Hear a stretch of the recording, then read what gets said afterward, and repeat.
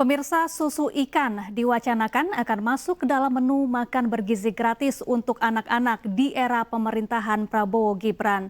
Minuman itu terbuat dari ekstraksi daging ikan berprotein tinggi dan diklaim mempunyai sejumlah keunggulan dibandingkan susu sapi.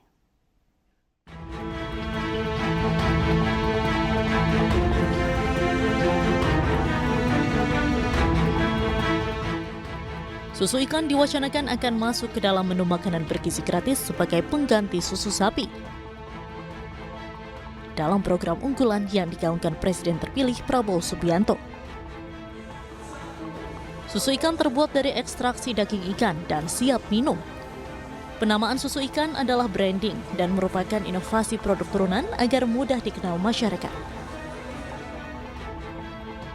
Apalagi produksi susu sapi di tanah air ternyata belum mampu mencukupi kebutuhan susu nasional.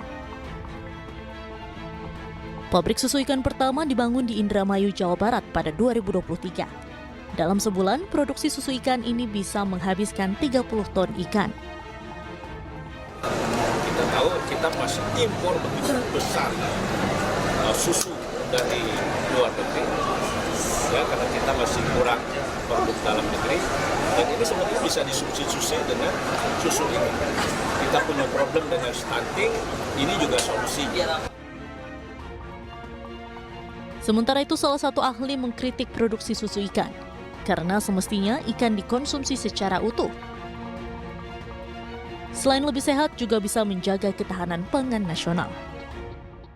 Jangan sampai kita tahu ekonomi sedang tidak baik-baik saja. Lalu kemudian masyarakat juga memboroskan uang ataupun ini subsidi dari pemerintah, pemerintah pun akan memboroskan uang pemerintah untuk sesuatu yang sebetulnya udah deh nggak usah macam-macam aja gitu loh ya.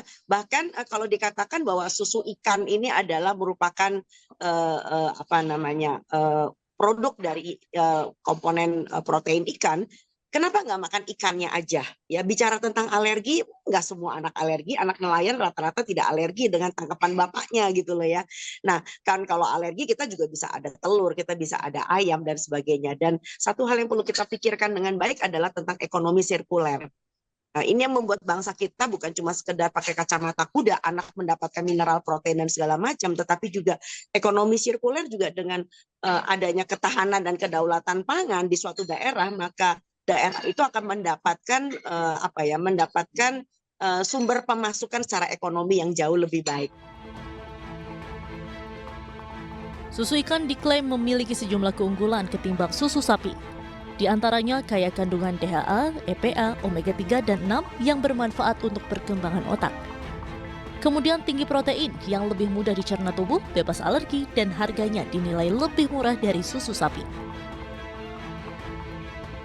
Sementara itu, jenis ikan yang bisa digunakan sebagai bahan baku susu ikan antara lain ikan selar, gabus, petek, tamban, dan belok.